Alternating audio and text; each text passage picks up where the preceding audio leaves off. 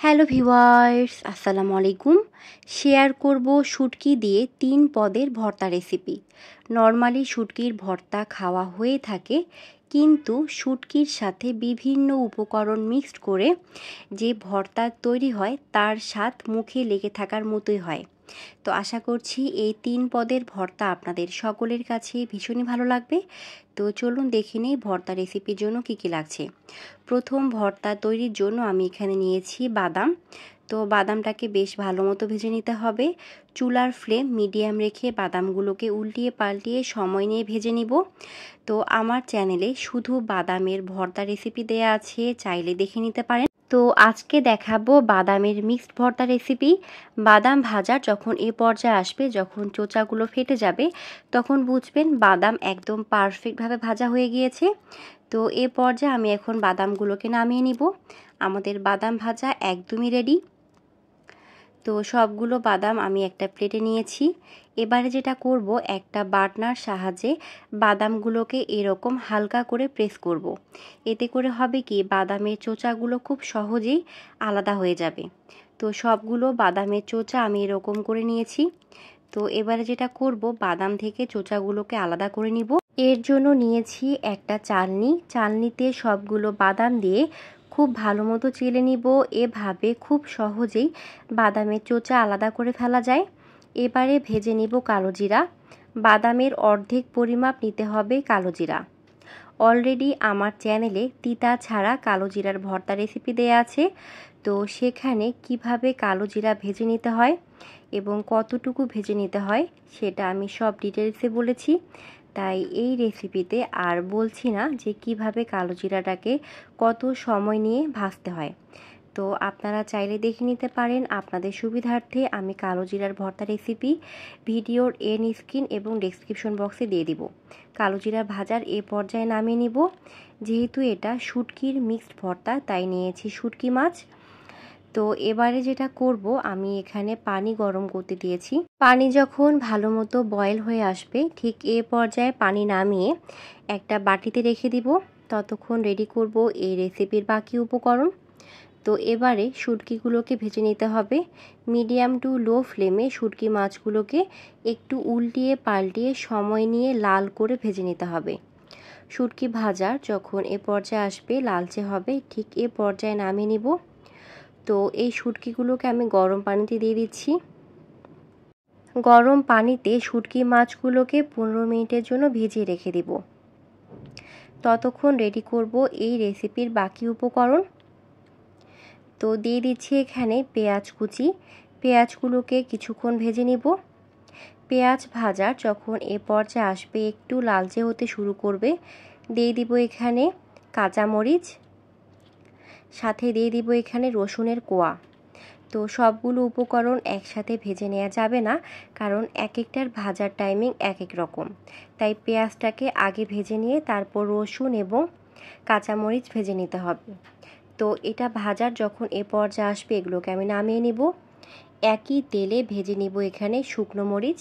তো আপনারা যে যেরকম ঝাল খেতে পছন্দ করেন, ঝালের পরিমাপটা সেভাবে বাড়িয়ে কমিয়ে নিতে পারেন। তো এবারে শুটকি মাছগুলোকে এরকম করে কষলিয়ে বেশ ভালো মতো ধুয়ে নিতে হবে। শুটকিতে প্রচুর ময়লা থাকে, এরকম করে গরম পানিতে ভিজিয়ে ধুয়ে নিলে সবগুলো ময়লা চলে যাবে। তো সাথে শুটকির ভিতরে যে এরকম কালচে ময়লা থাকে সেগুলোকে বের করে নিতে হবে। তো এবারে শুটকি মাছগুলোকে বেশ ভালো মতো ধুয়ে নিব। তারপরে শুটকি মাছগুলোকে তেলে আমি 10 মিনিট একটু ভেজে নিব।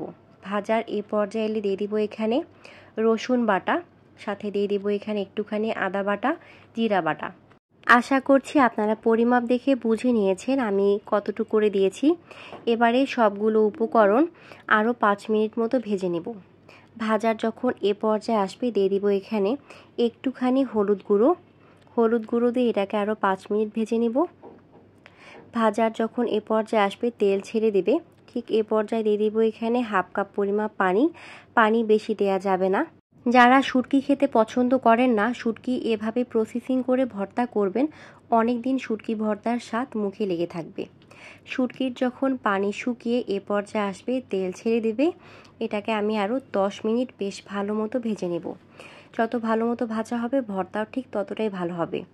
তো এই পর্যায়ে যেটা করব, শুটকিটাকে আমি দুভাগ করে নিব, কারণ এটা দিয়ে আমি 2 রকমের ভর্তা তৈরি করব। ভর্তায় জাস্ট একটুখানি শুটকির মিশ্রণ থাকবে এবং এটাতেই ভর্তাটা বেশ সুস্বাদু হবে। তো এখানে আমি সব উপকরণ নিয়েছি: কালো জিরা, বাদাম, শুটকি এবং ভেজে রাখা পেঁয়াজ, রসুন, মরিচ। তো এবারে সবগুলো উপকরণ দিয়ে দিব ব্লেন্ডারে।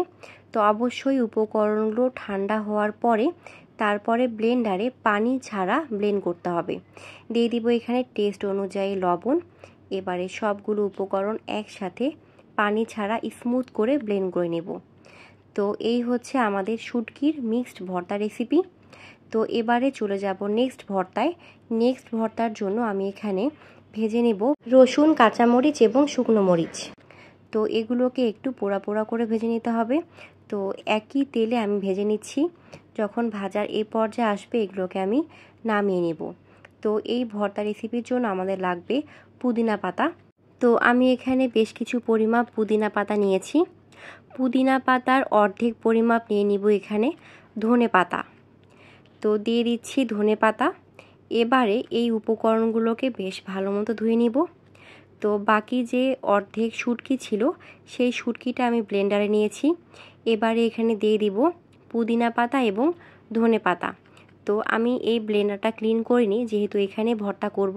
এবারে দিয়ে দিব এখানে ভেজে রাখা রসুন এবং মরিচ। তো এই ভর্তায় পেঁয়াজ লাগবে না। দিয়ে দিচ্ছি একটুখানি জিরা গুঁড়ো, দিয়ে দিব টেস্ট অনুযায়ী লবণ। তো এটাও পানি ছাড়া স্মুথ করে ব্লেন্ড করতে হবে। তো আমাদের আরেকটা শুটকির মিক্সড ভর্তা রেডি হয়ে গেল। তো এবারে চলে যাব নেক্সট ভর্তায়। নেক্সট ভর্তার জন্য আমি এখানে নিয়েছি লইট্টা মাছের শুটকি। তো এই শুটকিগুলোকে বেশ ভালো মতো ক্লিন করে আমি এখানে একদম ছোট ছোট করে কেটে নিয়েছি। এবারে এই লইট্টা মাছের শুটকিগুলোকে লো টু মিডিয়াম ফ্লেমে একটু সময় নিয়ে উল্টিয়ে পাল্টিয়ে বেশ ভালো মতো ভেজে নিতে হবে। তো আমি এই শুটকি মাছগুলোকে প্রায় 15 মিনিট ধরে ভেজে নিয়েছি।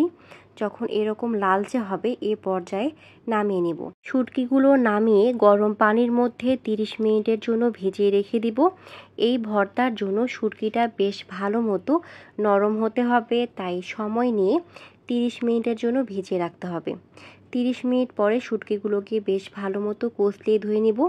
এতে করে শুটকির গায়ে যত ময়লা আছে সব চলে যাবে। তো আপনাদের একটু দেখিয়ে নেই শুটকিগুলো ঠিক কতটা নরম হবে। তো আশা করছি আপনারা দেখে বুঝে নিয়েছেন এগুলো একদম ভেঙে গিয়েছে। তো এগুলোকে পরিষ্কার পানি দিয়ে আরও ভালো মতো ধুয়ে নেব। এবারে শুটকির ভর্তার জন্য ভেজে নিচ্ছি পেঁয়াজ এবং রসুন। পেঁয়াজ রসুন ভাজার যখন এ পর্যায়ে আসবে এগুলোকে আমি নামিয়ে নিব।